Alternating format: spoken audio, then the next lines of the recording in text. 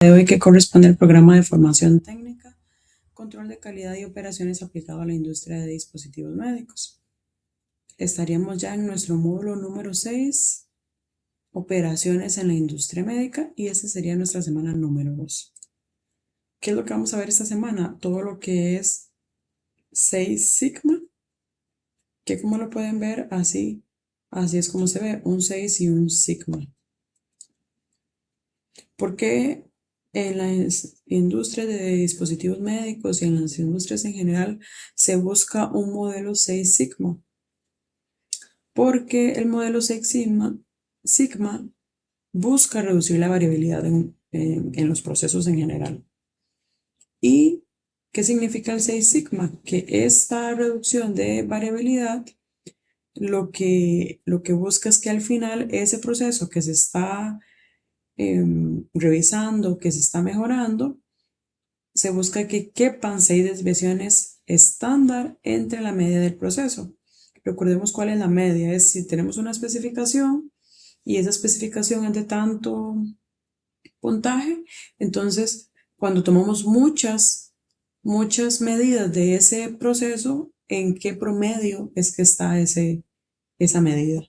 Entonces la media va a ser el promedio y lo que se busca es que entonces esa variabilidad quepa en 6 desviaciones estándar entre la media del proceso y los límites de especificación del cliente. Y entonces esto va a representar una calidad casi perfecta, que lo que busca son apenas 3.4 defectos por millón de oportunidades. Significa que de esta cantidad de 1 millón de oportunidades o de 1 millón de unidades, por decirlo así, que se realizaron, de ese millón solo vamos a tener 3.4 defectos. Vean lo reducido que tenemos de defectos, y eso significa entonces una calidad casi perfecta. Y entonces el sigma, para que lo podamos tener más claro, el sigma como tal representa la desviación estándar, ¿verdad? Que es una medida estadística de la dispersión o variación de un proceso. Entonces, ¿qué significa? Que entonces se tiene un proceso, se tomaron varias medidas y esa medida, digamos que nuestra especificación es 5. Entonces tenemos una medida que da 6, una medida que da 7, una medida que da 8, una medida que da 4, una medida que da 5 y así vamos. Esas diferencias de las medidas contra el promedio o contra, en este caso la medida promedio, que sería el 5, esa diferencia es lo que conocemos como la desviación estándar. Y el símbolo que representa esta desviación estándar es un sigma. Entonces por eso se le llama así como tal, sigma. Y 6 sigma significa que el proceso es tan preciso que la desviación estándar es ínfima. ¿Qué significa? Que entonces tenemos usualmente, o en promedio, digamos, las medidas que son muy similares entre sí, que hay muy poca diferencia entre ellas. Y esto permite que la producción opere con un porcentaje de eficiencia sin defectos, o que opere así casi sin, con una eficiencia tan alta que por eso se va a tener casi no defectos. Entonces, ¿qué es 6 sigma? Son varias cosas, es una métrica, es una filosofía de trabajo, es una meta también. Se quiere llegar a tener esas 3.4 partes por millón de oportunidades o 3.4 defectos por millón de oportunidades, que las vamos a ver a continuación. ¿Por qué se le dice que es una métrica? Porque va a representar una forma de medir el desempeño de un proceso en cuanto a su nivel de productos o servicios fuera de especificación. Entonces lo tenemos como métrica, podemos decir cuánto tenemos de eficiencia en este caso en cuanto a la comparación con el 6 sigma. Bueno, no sé, estamos iniciando con la mejora del proceso, estamos iniciando con toda la metodología de 6 sigma y por el momento todavía no lo tenemos. Entonces, en lugar de 3.4 vamos a tener 10.5, vamos a tener 20.3. Entonces, el 6 sigma es una métrica, se está llegando a esto y eso es lo que se toma, digamos, la medida de los defectos se puede tomar como una métrica como tal. Y por eso después se dice, bueno, lo vemos más adelante, que es una meta también. Me voy a adelantar. ¿Por qué? Porque se quiere llegar también a ese 3.4 partes por millón o esos 3.4 defectos por millón. Se dice que es una filosofía de trabajo porque es un mejoramiento continuo. Eh, Llegar a 6 sigma significa un arduo trabajo, significa crear una cultura en las personas, significa estar siempre en un modo de mejora continua. Entonces, por eso se le llama una filosofía, porque es cómo mantenernos de esa forma tal que tengamos siempre una mejora continua y tengamos esa cantidad tan ínfima de defectos. Y aquí es lo que les comentaba de la meta. Es una métrica, sí, porque podemos medirnos y podemos ver en cuánto estamos en cuanto a nivel de eficiencia, en cuanto a nivel de sigma, y es una meta porque queremos llegar a ese 6 sigma, ¿verdad? Que se busca en la industria. ¿Y cómo podemos hacer, o por esto podemos hacer las siguientes afirmaciones que son referentes a 6 sigma? Podemos decir que significa mejorar procesos por medio de resolver problemas. Podemos decir que es un método que identifica o que intenta realizar el mejor producto con, por supuesto, la mejor calidad y el mejor coste posible. Y por eso entonces va a lograr que se tenga satisfacción del cliente. Y adicional, que las etapas de ese proceso productivo sean óptimas y que se tenga éxito y que la empresa como tal sea una empresa líder. Y luego se tiene como objetivo establecer un compromiso con los clientes para ofrecer productos de la más alta calidad a un menor costo. Esto es parte de lo que el 6 Sigma hace en la empresa. ¿Y cuál es la historia del 6 Sigma? Fue desarrollado por el ingeniero Bill Smith. Se inició en 1982 por Motorola, una empresa bastante grande en su tiempo. Y esto inició como estrategia de negocio y mejora de la calidad. Y posteriormente se fue mejorando y se popularizó en General Electric, que fue una empresa bastante grande, o que es una empresa bastante grande, y se le conoce ahora como Six Sigma, y se le han añadido otras filosofías como Lean para hacer esa combinación de eficiencia, de eliminación de desperdicios, más este concepto de 6 Sigma que busca reducir la variabilidad y llegando a esta meta de 3.4 defectos por millón mediante la mejora continua y mediante diferentes tipos de herramientas de calidad o metodologías también para la mejora continua, que vamos a ver también más adelante. ¿Cuáles fueron los resultados para Motorola? Se incrementó la productividad de un 12.3% anual, se redujeron los costos de la localidad por encima de un 84%, se eliminó un 99.7% de los defectos de los procesos que tenían en esta empresa, se hicieron ahorros gigantes y se incrementó un 17% las ganancias, los compuestos sobre ganancias, ingresos y valor de sus acciones. Esto fue solamente en Motorola. ¿Y cuáles son las etapas del 6 Sigma? ¿Cuál es la metodología que se utiliza para llegar a un modelo 6 Sigma? Se utiliza la metodología DMAIC, D-M-A-I-C por sus siglas en inglés, que significan definir, y en esta parte lo que se hace es definir el problema o el defecto, se mide, se recopilan datos para obtener información objetiva de ese problema, se analizan esos datos, se mejora, que es el improve, el AI, y luego se controla. Vamos a ver una más, vamos a ver a detalle cada una de ellas. En la parte de definir, como les indicaba, aquí se identifica los posibles proyectos de 6 Sigma. Se define también cuál es el problema. Se le dará un alcance también al problema. Entonces, ¿qué se dice? ¿Qué está mal? ¿Verdad? ¿Cuál es el problema? Se define cuál es el cliente, quién realizó, dónde se realizó. Si detectamos un problema, entonces pues aquí podemos utilizar esta metodología de quién, cómo, cuándo y dónde, que son los 5 how, ¿verdad? Esos son how iniciales o por su nombre en inglés, que significa, se escribe HOW, es how en inglés y es cómo.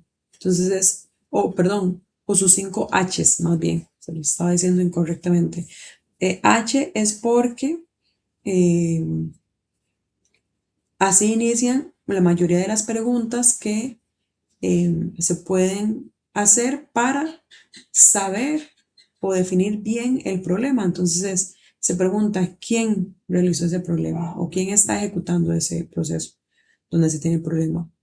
¿Cuánto? ¿Verdad? How much, eso es en inglés. ¿Cuánto a nivel de datos o cuánta cantidad se está teniendo en problema? ¿Cuándo? Ese es when, en realidad es con una W, pero ¿cuándo se dio ese problema? ¿Dónde se realizó ese problema? ¿Quién? ¿Verdad? Entonces, todas esas preguntas se hacen para poder definir correctamente ese problema en esta parte. Entonces, hay un ejemplo, el 12% de los productos salen defectuosos, queremos bajarlo al 3%. Esto es un poquito más, yo podría decirlo que más light, ¿verdad? El ejemplo. Para definir bien un problema, se debe hacer de la forma como les indiqué. Saber quién realizó el proceso, dónde se encontró el problema, cuándo se encontró el problema, en qué cantidad, cuánta cantidad, todo eso se tiene que tener bien claro para poder definir correctamente un problema. Y eso se hace en esta etapa. Y luego se mide ese problema, ¿verdad? ¿Cuánto es el problema y cómo lo medimos? Entonces, lo que se hace es recoger datos reales, se mide el desempeño actual y se establecen gráficas de control o cualquier tipo de gráfica que me ayude a controlar o que me ayude a medir ese proceso, ¿verdad? Entonces, por ejemplo, tenemos un problema y acá a nivel de defectos, entonces lo que se hace es recopilar esos datos. Se encontró que el defecto ocurre 12 veces por cada 100 unidades y ahí se va analizando más ese problema, que es en esta etapa, ese análisis de datos, saber, ok, 12 unidades por cada 100 unidades, 12 defectos, perdón, por cada 100 unidades que se realiza. Ok, pero esos 12 efectos, ¿qué tipo de efectos son, verdad? O cada cuánto aparecen. Se analiza también, ok, ¿quién realizó ese defecto? ¿Se tiene alguna tendencia? ¿Hay una persona que siempre está ahí a nivel de datos? ¿Se ve algo fuera de lo común o algo común? ¿Verdad? Todos esos datos que se recopilaron anteriormente se analizan. En esto se hace, en esta etapa en esta es donde se realiza ese análisis. Y luego se mejora una vez que ya se definió el problema, se midió ese problema, se analizó el problema, entonces ya se busca, ok, qué podemos hacer? ¿Cuáles son las acciones?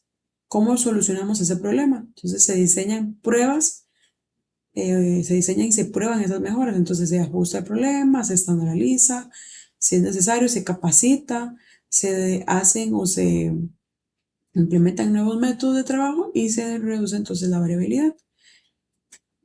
Y luego se controla. Entonces, para controlar esto que ya implementamos, ¿verdad?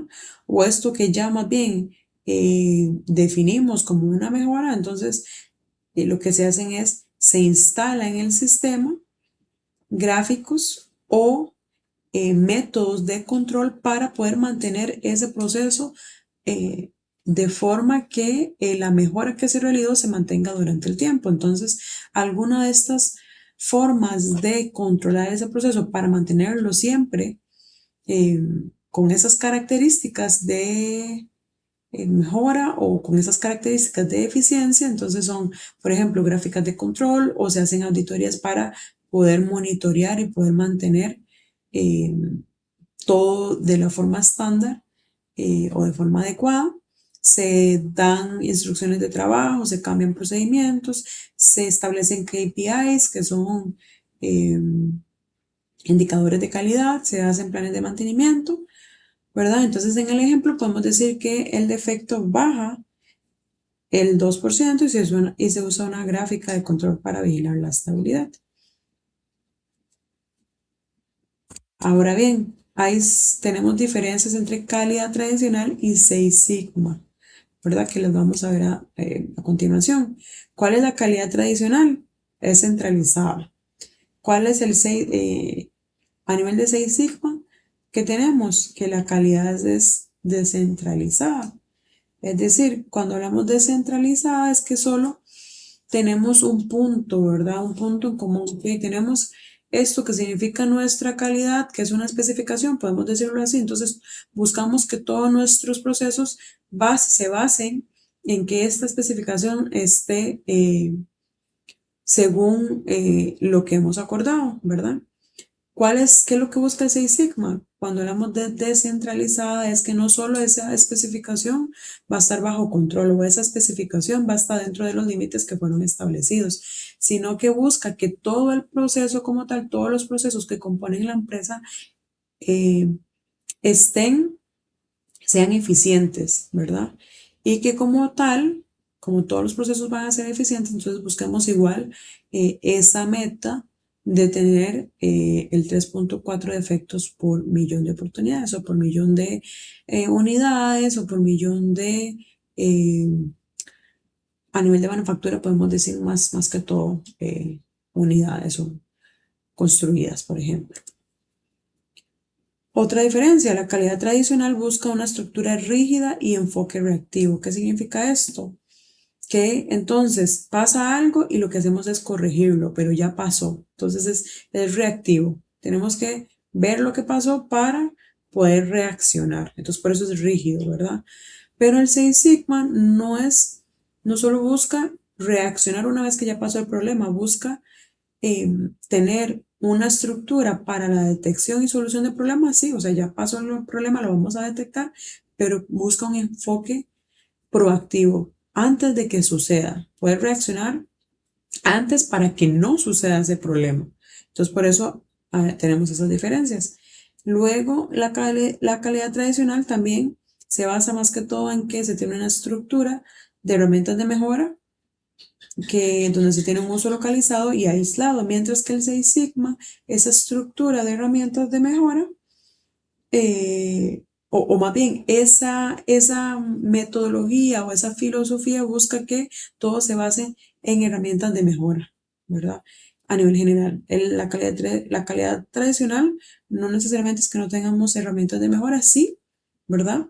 Pero su estructura no se basa solamente en esas herramientas de mejora, ¿verdad? Sino que depende del proceso, depende del problema, entonces, ok, ahí sí lo usamos.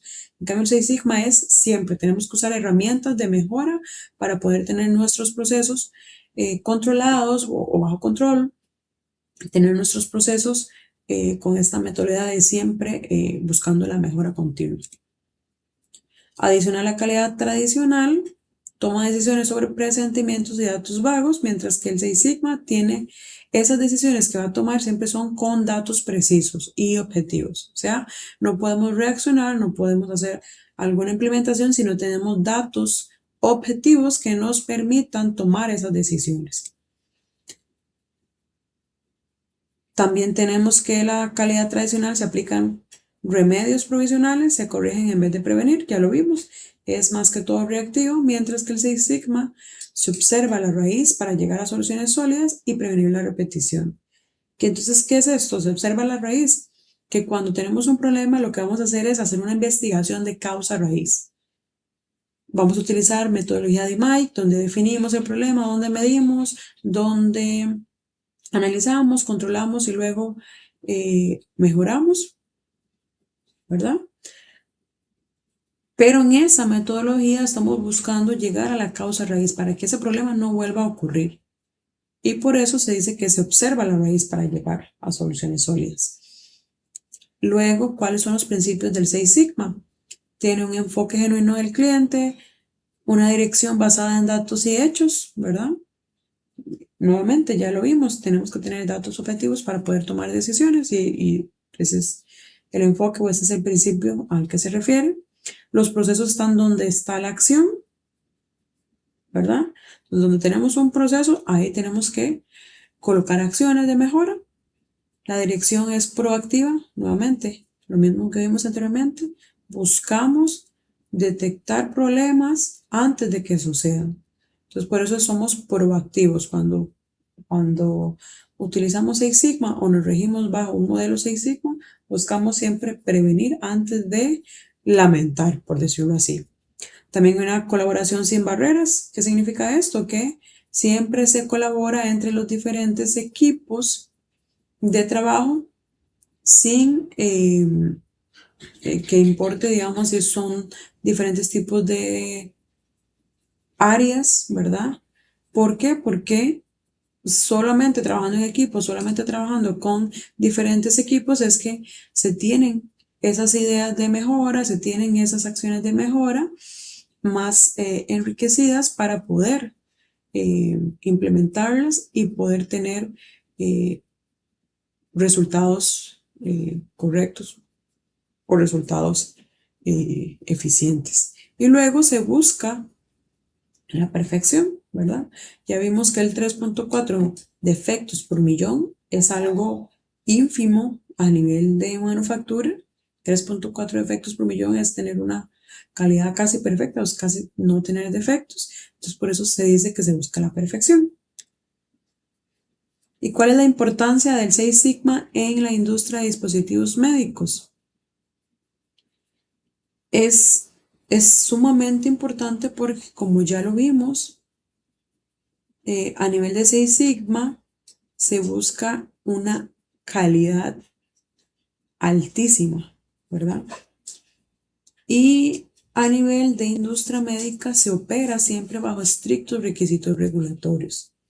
Entonces, si trabajamos con una alta calidad, esto significa que se van a tener menos costos por fallas, se van a tener menos riesgos directos para la salud del paciente, porque vamos a tener productos de calidad. Entonces, 6 Sigma, calidad casi perfecta, industria médica, industria altamente estricta, bajo requisitos regulatorios, entonces esto se alinea. Requisitos regulatorios significa siempre tener alta calidad y el 6 Sigma une todo eso. Y aquí vamos a ver ya una a una cuáles son esas razones o esa importancia que tiene 6 Sigma. Podemos decir que reduce la variabilidad y mejora la calidad, entonces por eso es importante. ¿Por qué? Porque el 6 Sigma se enfoca en disminuir la variación del proceso.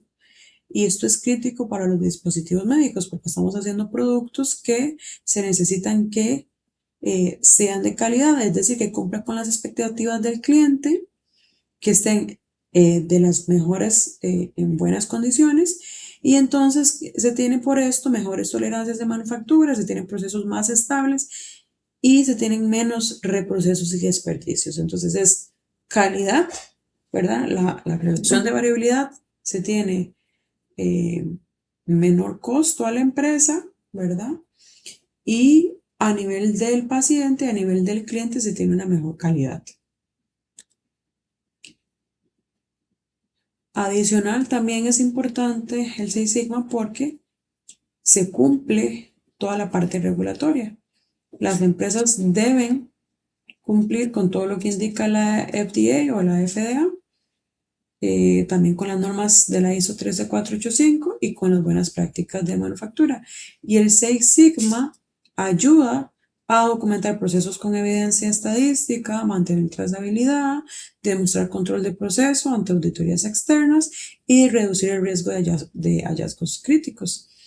Porque cuando buscamos el 6 Sigma, buscamos mejora continua, también buscamos tener alta calidad y todo esto conlleva a todas estas acciones que ya vimos: documentar procesos, mantener trazabilidad, controlar los procesos y demostrar que se tiene ese control ante auditorías y reducir el riesgo de hallazgos o impresiones. Luego también se tiene una gestión de riesgos a la parte de 6 Sigma, que está vinculado con la ISO 14971, que es la que regula toda la parte de riesgos. Y el 6 Sigma mejora la identificación y control de los riesgos. ¿Por qué? Porque se detectan causas raíces. Como tenemos esa cultura o esa filosofía de mejora continua, se usan herramientas de Chicago, Pareto, diseño de experimentos también, y por eso entonces se pueden detectar causas raíces de problemas y eliminarlas. También se reduce la probabilidad de fallas y por eso entonces se reduce el impacto al cliente, se apoya la fabricación de productos más seguros y se integra fácilmente con el análisis de modos y efectos, ¿verdad? De modos de falla y efectos, que es lo que se utiliza para el análisis de riesgos. Entonces, por eso es importante el Six Sigma y por eso se vincula también con la parte de riesgos. Y por supuesto ya hay una reducción de costos operativos, ya lo mismos, ¿verdad? Si tenemos apenas 3.4 efectos por millón, vamos a tener menos scrap, ¿verdad? Que el scrap, ¿qué significa? Los rechazos. ¿Y los rechazos qué significan? Bueno, desperdicios que ya no vamos a tener.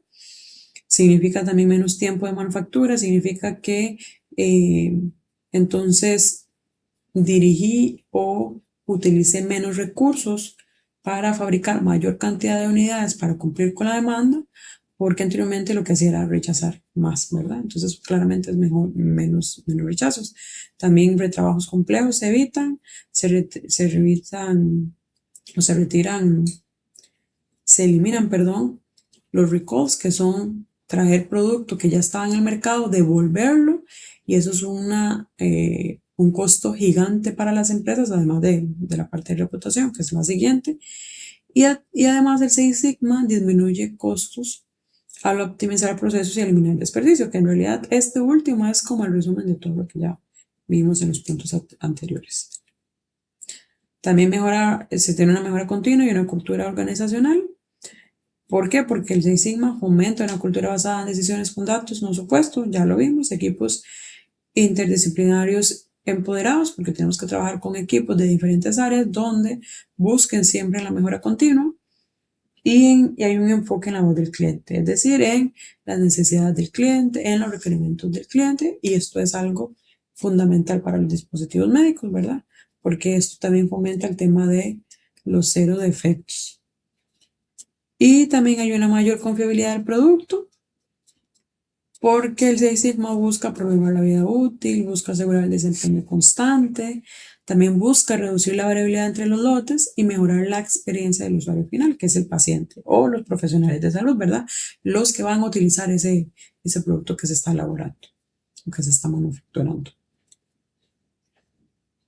Ahora bien, tenemos un ejemplo de cuando utilizamos un Six Sigma en la industria de dispositivos médicos para que ustedes puedan revisar cómo se puede implementar el Six Sigma o, en este caso, para tener Six Sigma, ¿verdad? Recordemos que el Six Sigma son varias cosas, perdón, es una métrica, es una filosofía, es una meta, ¿verdad? 3.4 partes por millón, pero para poder llegar a ese Six Sigma utilizamos una metodología que ya la vimos, que es DMAIC, definir, medir,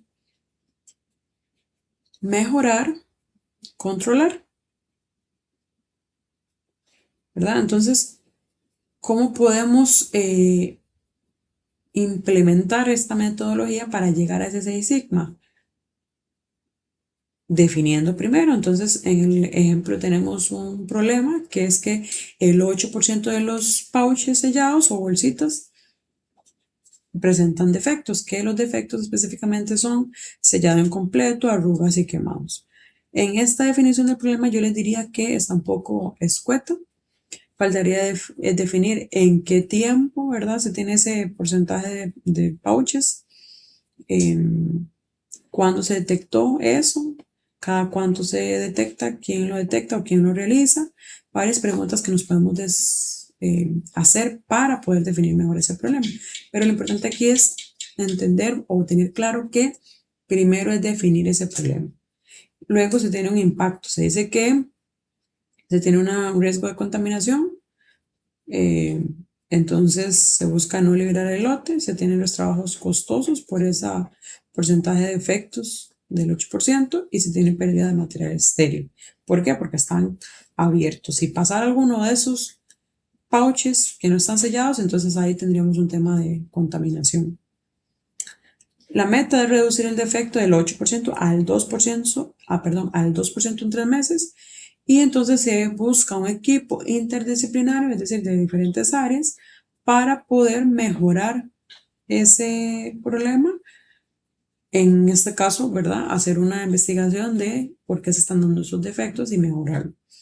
Y llegar a esta meta que fue la que se colocó. ¿Cuál es el alcance? Solo el proceso de sellado térmico automático. Siempre tenemos que tener un alcance definido. ¿Por qué? Porque no podemos mejorar todo a la vez, ¿verdad? Si no, se nos hace un problema gigante que podemos terminarlo en quién sabe cuánto tiempo. Entonces, ¿qué es lo que se hace? Se mide ese problema.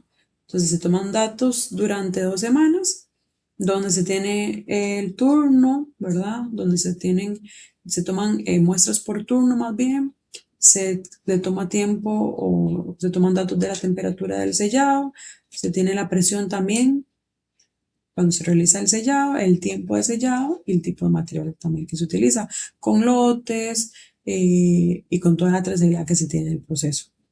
¿Cuáles son los resultados iniciales? Entonces se tiene una tasa del defecto del 8%, porque ahí va el problema, ¿verdad? Cuando se definió, se tiene un rango de temperatura real que va de entre 169 grados a 178 grados Celsius.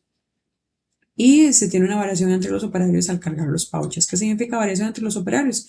Que se hace un proceso distinto, ¿verdad? Entonces ya vamos viendo la luz, vamos viendo que hay diferencias, que no está estándar, estamos viendo que estamos utilizando un rango de temperatura que podría ser bastante alto, todavía no lo sabemos, apenas estamos midiendo y eso va después, vamos a analizarlo luego.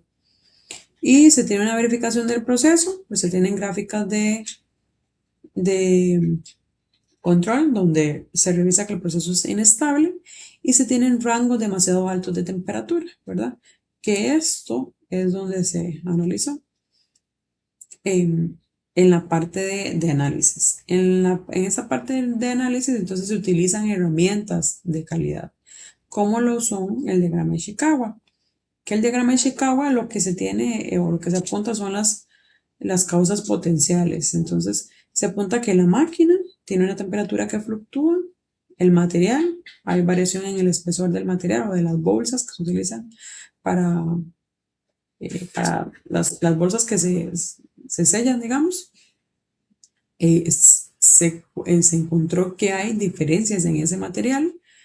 El método, ya lo vimos que el método es diferente, o sea que un operario sella de una forma, pone la bolsa de una forma, el otro la agarra de esta forma, la levanta, el otro no, ¿verdad? Cosas distintas a nivel de proceso que se están haciendo eh, entre los operarios, entre las diferentes personas que están ejecutando ese proceso. Luego también se pone el medio ambiente, donde se revisa la humedad, se tiene una humedad en sala eh, específica, y luego la mano de obra. Aquí es donde se pone que hay una falta de estandarización.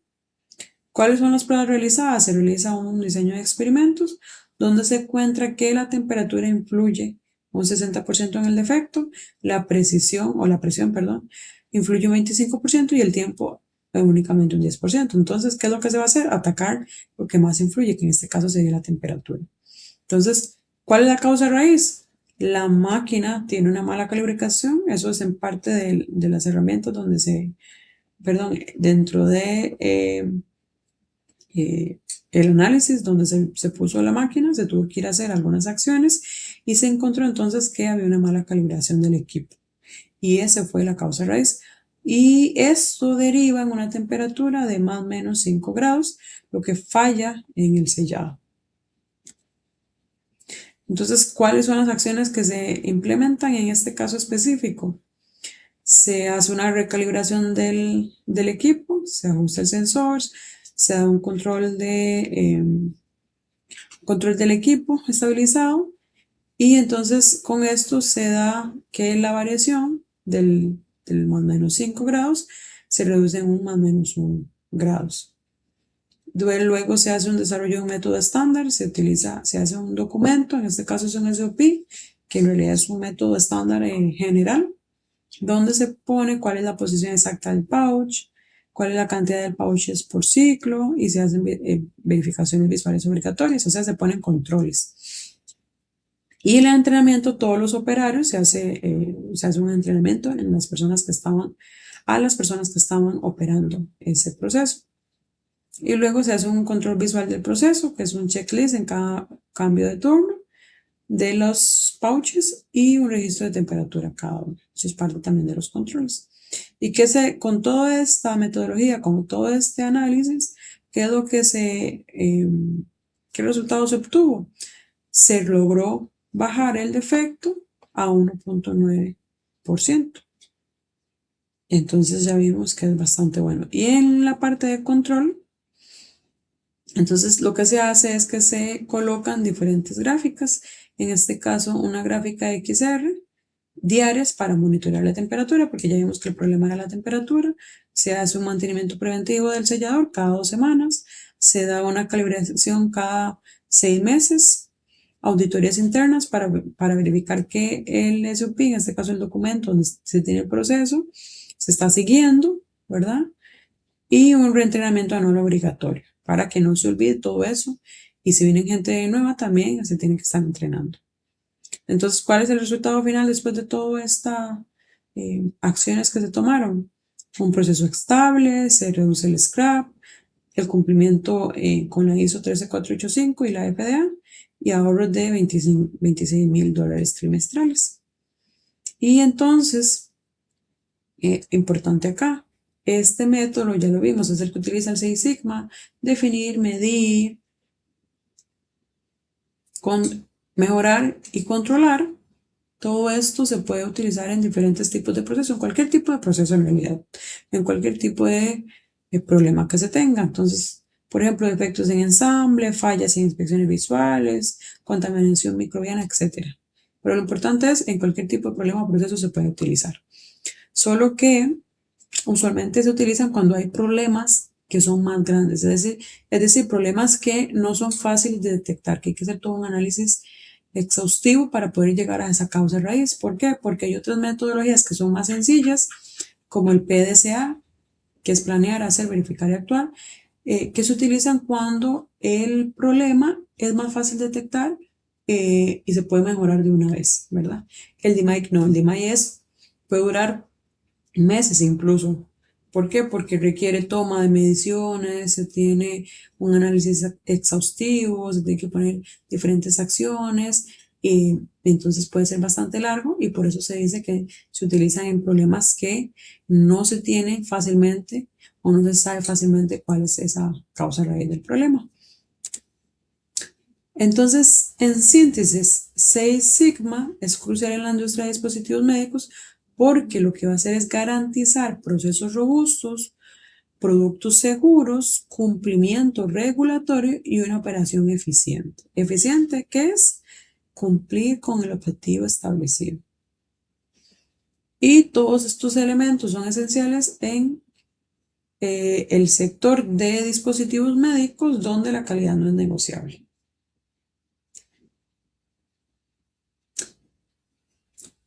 Y ahora vamos a pasar a lo que son las herramientas del Six Sigma. Ya vimos que el Six Sigma es bastante robusto, es bastante estricto y es casi perfecto por este tema de que solo tenemos 3.4 defectos por millón de unidades, ¿verdad? Si lo vemos a nivel de manufactura. Y para poder llegar a este nivel tenemos diferentes tipos de herramientas y una de ellas son los gráficos de control que los vamos a estudiar el día de hoy y entender cómo se realizan. Vamos a entender cómo se ejecutan y cómo se leen también. Entonces, ¿qué son los gráficos de control de calidad? Son gráficos que sirven para poder analizar el comportamiento de los diferentes procesos y poder prevenir o prever posibles fallos de producción mediante métodos estadísticos. Y se utiliza en la mayoría de los procesos industriales. Importante para tener un gráfico de control, tener claro qué son los límites de control y los límites de especificación. Los límites de control son los límites que son suministrados por las variaciones del proceso mientras que los límites de especificación son los que se establecen en común acuerdo con el cliente. Entonces, tenemos dos tipos de límites de control, que depende del proceso, y de especificación, que depende de lo que se acordó con el cliente, ¿verdad? Y esto es importante tenerlo en cuenta para poder realizar ese gráfico de control. Y esos límites, vamos a tener siempre un límite superior de control, un límite central y un límite inferior de control. Igual va a ser con los límites de especificación. Vamos a tener uno superior, uno central y uno inferior. Y se pueden establecer diferentes tipos de gráficos. ¿Cómo sabemos cuál gráfico de todos vamos a utilizar?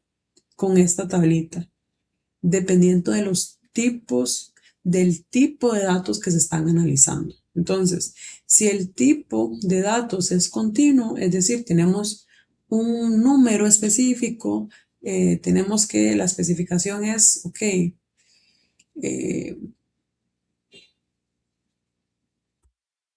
el diámetro tiene que ser 2.5 centímetros.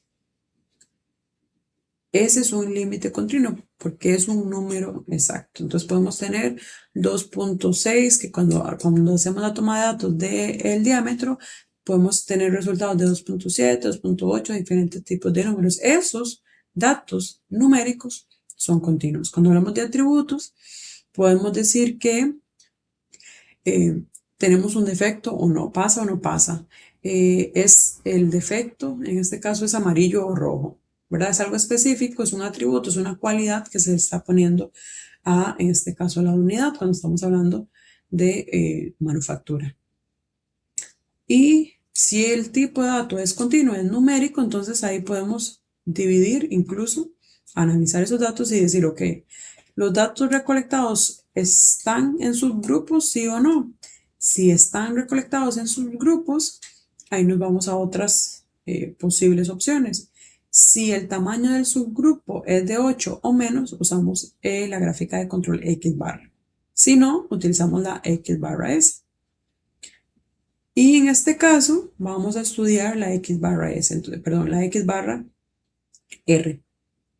¿Por qué? Porque entonces vamos a analizar cuando tenemos datos continuos, o sea, numéricos, que pueden cambiar a nivel numérico y que están recolectados en sus grupos, y esos subgrupos son de 8 o menos. Cuando se tiene todo ese camino, utilizamos el X barra R, que son rangos, ya lo vamos a ver. ¿Ok? ¿Cuáles son los gráficos por variables continuas? Es cuando es posible medir la característica de calidad. Ya se los indiqué. Tenemos un número, ¿verdad? En estos casos conviene describir la característica mediante una tendencia central, que usualmente esa tendencia es el promedio o la media muestral, y una medida de su variabilidad, que puede ser un rango o una desviación estándar. En este gráfico de control vamos a utilizar el rango, que es una medida de su variabilidad. Y importante aquí también mencionar que los gráficos de control por variables son más sensibles que los que son por atributos. ¿Por qué? Porque son capaces de avisarnos de posibles problemas de calidad. O sea, tener información antes, porque vemos tendencia en esos gráficos, porque vemos un comportamiento específico que nos dice, ok, aquí puede que falle algo en las siguientes operaciones, ¿verdad? O en las siguientes muestras o en las siguientes unidades. ¿Y por qué existen los gráficos, que son el X, digamos que el promedio, y el R, que es el rango? Porque es un proceso donde se tienen dos tipos de información. El X con la rayita arriba es el promedio del grupo. Ese promedio o este dato, que es el promedio del grupo, lo que indica es el proceso, si el proceso está centrado o si la media está donde tiene que estar. Y el R, que es el rango entre los datos del grupo, lo que dice es si la variación interna está bajo control, ¿verdad? ¿Por qué? Porque se puede tener un buen promedio, pero puede tener mucha variación. Entonces los gráficos de control lo que hacen es revisar los dos datos, el promedio y el rango a la vez. Y por eso se dice, por eso en este caso el gráfico se llama X barra R, porque estamos utilizando estas dos medidas de control o eh, estas dos medidas en general, digamos, para poder analizar ese proceso. ¿Y cuál es el orden correcto de interpretación de este gráfico de control? Se revisa primero el tema de los rangos, si está fuera de control, se hace una detección del análisis y se investiga o se detiene más bien el proceso y se investiga la causa. Y si está estable, se puede continuar o confiar en el promedio. Y luego, una vez que ya se revisó el rango, se revisa el promedio, ¿verdad? Que es la X con la rayita arriba. Y es lo que se revisa si el proceso está centrado o está desplazado. Entonces, hay una analogía o podemos tener un ejemplo de una analogía para poder revisar esto. ¿Qué es el rango? Es saber si es como saber si el carro vibra. Si vibra mucho, no se puede confiar en el velocímetro, ¿verdad? Que el velocímetro sería el promedio. Y el velocímetro, o en este caso el promedio, solo serviría si el carro está estable. Y por eso se revisan siempre juntos. Por eso se tiene esta gráfica X barra R, para poder ver cómo funciona todo el carro en general. Ya se los indiqué, el X barra R se utiliza para observar el nivel y la variación del proceso con una muestra con un tamaño de 8 o menos. Y que sean continuos, por supuesto, ya lo vimos. Y el procedimiento es primero hacer una recolección de datos, calcular el promedio de cada muestra, se calcula luego, y después se calcula el rango, luego se calcula el promedio de promedios y el rango promedio, luego se calcula los límites de control de promedios y rangos y luego se elabora la gráfica de control. Pero tranquilos porque lo vamos a ver más adelante, paso a paso, con los datos para que puedan tener claro de forma manual cómo se realizan esos gráficos. Entonces ya lo vamos a ver acá. Tenemos un ejemplo para poder realizar ese gráfico de control. Entonces, vamos a suponer que se extraen 10 muestras de dispositivos médicos fabricados y a cada muestra se le aplican 4 observaciones. Esto es para verificar si cumplen con la medida en milímetros requeridas, que sería con la especificación establecida, y si tienen estos resultados. Entonces, recuerden, 10 muestras, que los vamos a ver en la columna donde dice muestra, y de esas muestras, o a cada muestra se le aplican 4 observaciones. Entonces, en la primera muestra se revisa una vez se mide, digamos, esa especificación que se requiere. Entonces, en esa muestra se mide y se tiene un resultado en el primero de 224, se observa otra vez o se mide nuevamente una de las unidades y se tiene, digamos, se mide otra vez la unidad y se tiene 227. Luego se hace una tercera medición y se tiene un resultado de 223. Y luego se tiene una cuarta observación y se tiene un resultado de 227. Que es una observación. Digamos, esas muestras tenemos 4 observaciones a la muestra 1, 4 observaciones a la muestra 2, 4 observaciones a la muestra 3 y ahí se van poniendo los resultados. Y ahora se calcula el promedio y rangos, que es el X barra y el R. ¿Y cómo se realiza eso? Entonces se calcula el promedio y se calcula el rango por cada una de esas muestras. Entonces, en la primera muestra se calcula el promedio. ¿Cómo se calcula un promedio? Eso es a nivel general. Se suma todos esos datos, que sería 224 más 227 más 223 más 227 otra vez y se divide entre la cantidad de observaciones. Entonces en ese caso serían 4 observaciones. Entonces a la suma lo divido entre 4 y eso me va a dar 225.5. Y eso lo voy a hacer igual para cada una de esas muestras. Y el rango, lo que se hace es, para calcular ese rango, es que se resta el número mayor de esas observaciones menos el número menor de esas observaciones. Entonces, ¿cuál es el número mayor? 227. ¿Y cuál es el número menor? 223. 227 le quito 223, me queda 4. Y eso lo hago exactamente igual para todas las muestras. Una vez que hago esto, lo que se hace es el promedio de rangos y promedio de promedios. Entonces ya hicimos los promedios, ya hicimos los rangos para cada una de esas muestras y ahora calculamos el promedio de promedios y el rango total. ¿Y cómo se realiza eso?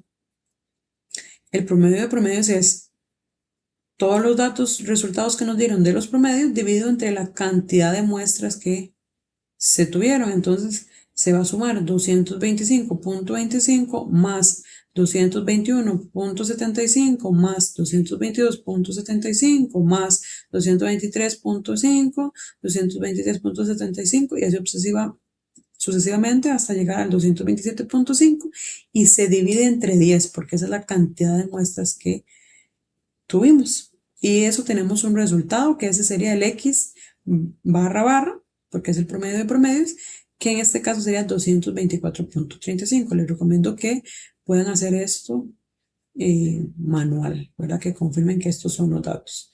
Y luego, ¿cómo se realiza el rango de esas muestras? De la misma forma, ¿verdad? Que sería, en este caso, es el promedio de rangos, ¿verdad? Entonces, sumamos cada uno de esos rangos y se divide entre la cantidad de muestras o la cantidad de valores que se sumaron, que en este caso son 10. Entonces se suma 4 más 10 más 12 más 4 más 6 más 15 más 6 más 13 más 3 más 6. Y eso dividido entre 10 nos da un resultado de 7.9. Ya tenemos el rango, el promedio de promedios y el promedio de rangos. Y entonces ahora pasamos a lo que es el cálculo de límites de los rangos. ¿Y cómo realizamos eso? Con estas fórmulas que estamos viendo.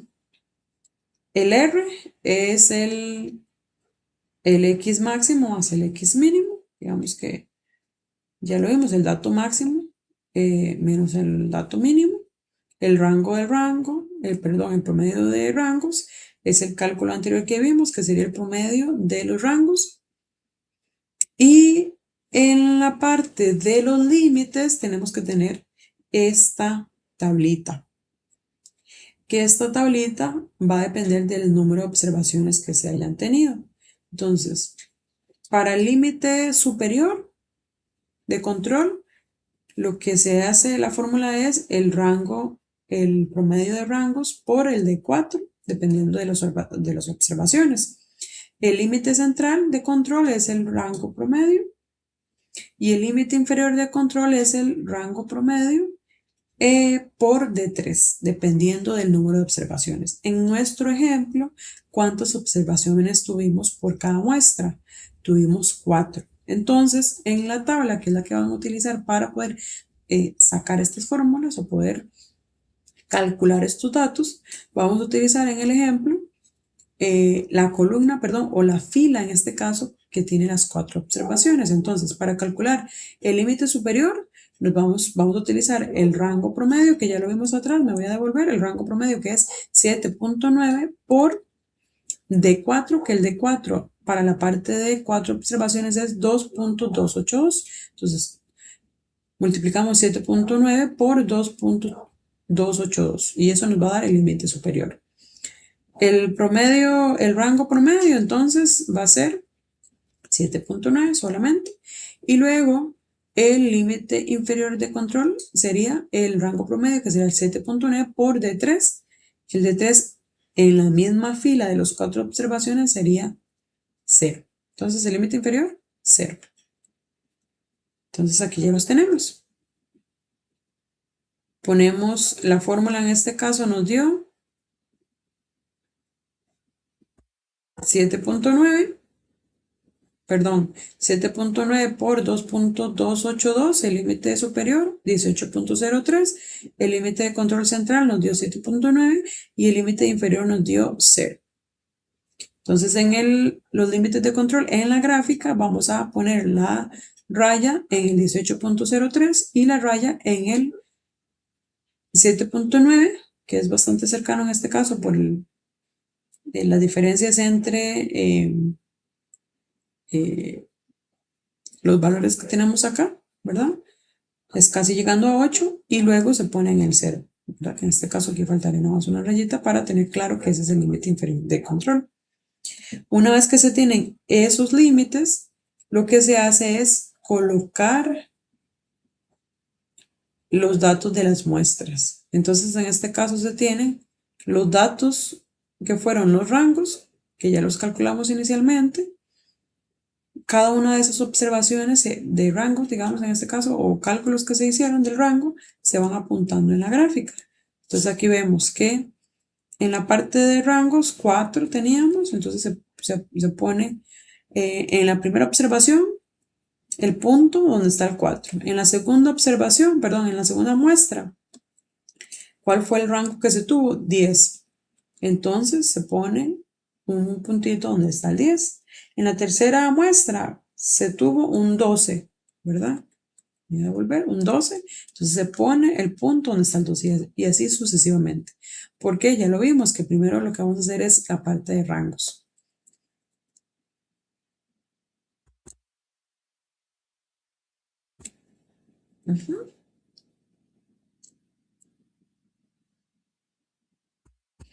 Una vez que ya tenemos la parte de rangos, ahora nos vamos a ir por la parte de promedios, ¿verdad?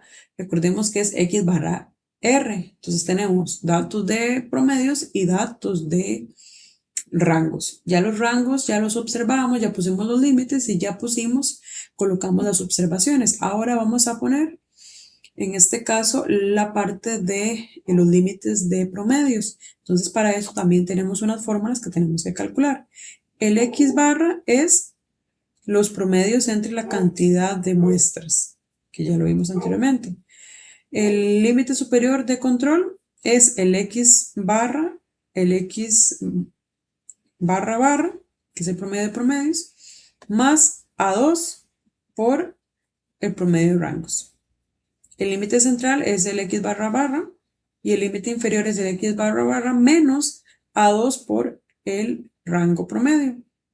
Y tenemos una tablita para esta parte de el X barra, que igual son 4 observaciones, el A2 es 0.729, el de 4 es 2.282 y el de 3 es 0. Entonces ahora sí ya los vamos a calcular. El límite superior de control es el X barra que teníamos que dar 224.35 más A2, que me voy a devolver, A2 en este caso para 4 observaciones es 0.729 por 7.9 y eso nos da el resultado 230.11. El X barra es 224.35 y el X barra menos A2, el A2 ¿cuánto era? 0.729 por 7.9, que es el rango promedio. Y eso nos da un resultado de 2.18.59. Esos tres datos los defino en mi gráfica de control y trazo una línea para indicar que esos son mis límites de control de promedios. El superior, el central y el inferior. Y ahora lo que hago es colocar de la misma forma que dice con los rangos, en este caso los promedios de cada una de esas muestras que ya había calculado inicialmente. Entonces se ponen los puntitos donde está el 225.25, después se coloca un puntito ahí, luego 221.75 se coloca un puntito así, ahí y así cada uno de estos resultados se va colocando en la gráfica, solo que lo único que se hace es colocar ese punto. En la muestra 1 se coloca cuánto me dio, 224 puntos, vamos a ver, perdón, 225.25 y nada más se coloca ahí el puntito. Y así con cada una de las muestras que se revisaron. Y luego, ¿qué es lo que se hace? Unir cada uno de esos puntos, nada más con una línea. Y ese es el gráfico de control, ¿verdad? Entonces, así es como lo van a ver. Tenemos el gráfico X con las fórmulas que ya vimos y tenemos el gráfico de rangos.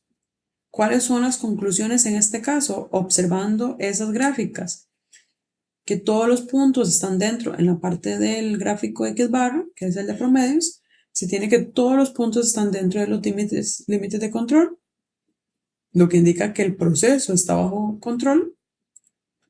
No existen patrones anormales, no hay tendencias largas, ciclos, excepto que la muestra 8, si la ven acá, muestra un descenso notable, pero sigue dentro del límite, ¿verdad? O sea, aquí teníamos datos por debajo del 224, después subimos y después bajamos bastante de lo que es la tendencia central o lo que es el límite central. Entonces, este lo vemos como un poquito distinto.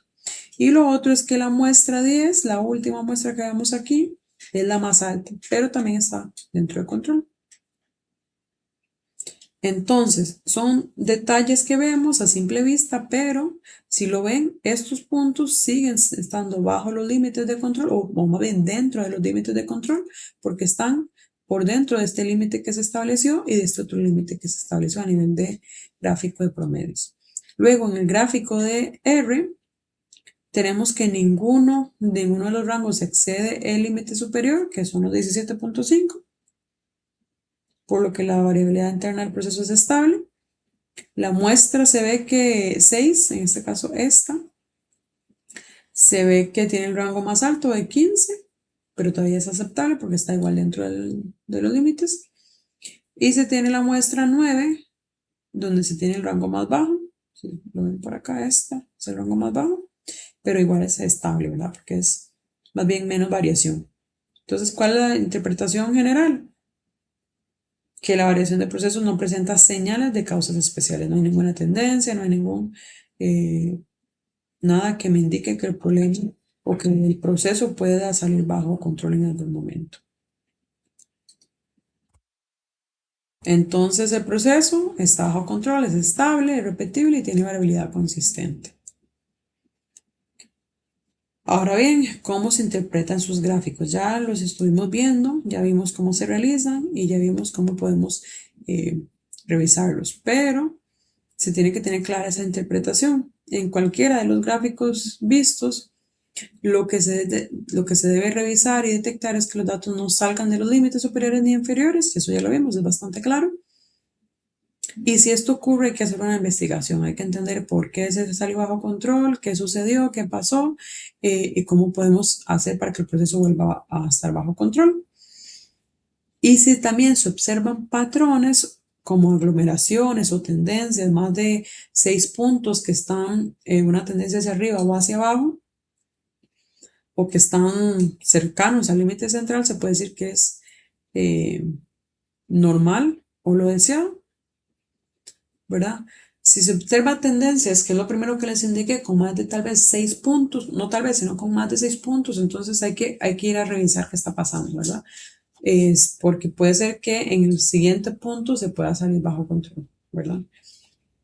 Pero si se tienen aglomeraciones cercanos al límite central, eso sí es bueno, eso sí está bien. ¿Ves? Y este es un ejemplo de un gráfico fuera de control. Se tenía todos los puntitos dentro del gráfico, pero llegó a un punto donde se salió del límite superior. Y en el caso de este otro punto, se salió del límite inferior. Entonces, el proceso está fuera de los límites de control. Entonces, hay que ir a entender qué pasó en estos puntos. Esto es otra observación o otro ejemplo donde se tienen puntos fuera de especificación. Estos son los límites, los que vemos líneas punteadas y vemos que aquí hay varios datos que están fuera del límite superior.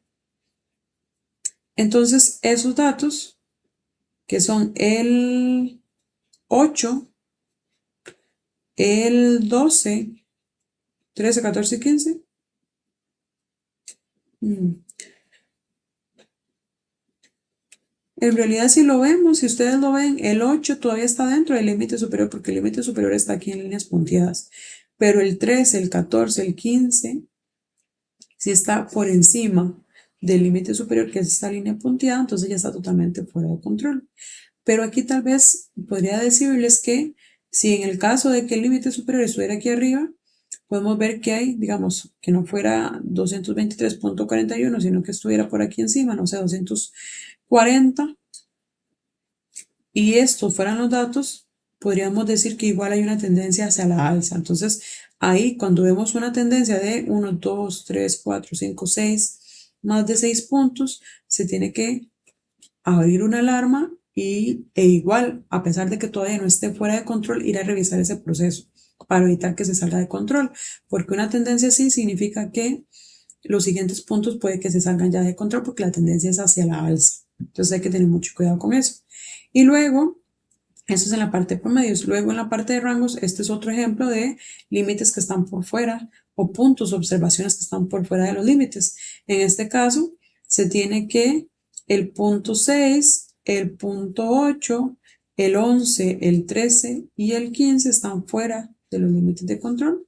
Hay variación en el proceso, entonces hay que ir a revisar qué está sucediendo. Y entonces con estos resultados, si vemos gráficos de control XR, de esta forma significa que el proceso está fuera de control. Y hay que ir a revisar y abrir una investigación para entender qué está sucediendo, para volver a tener el proceso bajo control. Entonces, en este caso, ¿cuál es la conclusión? Que el proceso está fuera de control, hay cambios en el promedio central. Esto significa que el proceso no es estable y que probablemente hay que ir a investigar. Hay una causa asignable, no sé, cambios de materiales o ajustes inadecuados de máquina, diferentes operadores que no están entrenados o que son nuevos, etc. Hay muchas causas que se pueden dar, pero hay que ir a investigarlas para ver qué sucedió. Este es para el X barra, según lo que vimos anteriormente. Y luego el XR, según el gráfico que vimos, también está fuera de control. Y cuando la variabilidad sube y baja bruscamente, suele deberse a variaciones, vibraciones o inestabilidad mecánica, herramientas afiladas, desafiladas de manera irregular, material inconsistente entre lotes, cambios de operador, entre otras cosas. Todo eso hay que ir a investigarlo. Son posibles causas de un proceso general de manufactura, pero cada proceso va a tener sus causas definidas dependiendo de ese tipo de proceso y hay que ir a investigarlo. Ahora bien, para el examen hay que resolver los casos asignados utilizando la plantilla del Excel que está en el material del curso. Entonces, importante, vayan con toda esta información, revisan los datos. A nivel de Excel va a ser mucho más fácil porque no va a ser solo manual. Lo realiza según la información que les acabo de explicar y esto les va a ayudar a poder responder las preguntas del examen. Y con eso ya estaríamos concluyendo. Si tienen alguna duda de cómo se calcula esta gráfica de control, si tienen alguna duda de cómo se interpreta, me lo hacen saber y con gusto les estaré indicando o les estaré respondiendo. Muchas gracias, que pasen buena noche.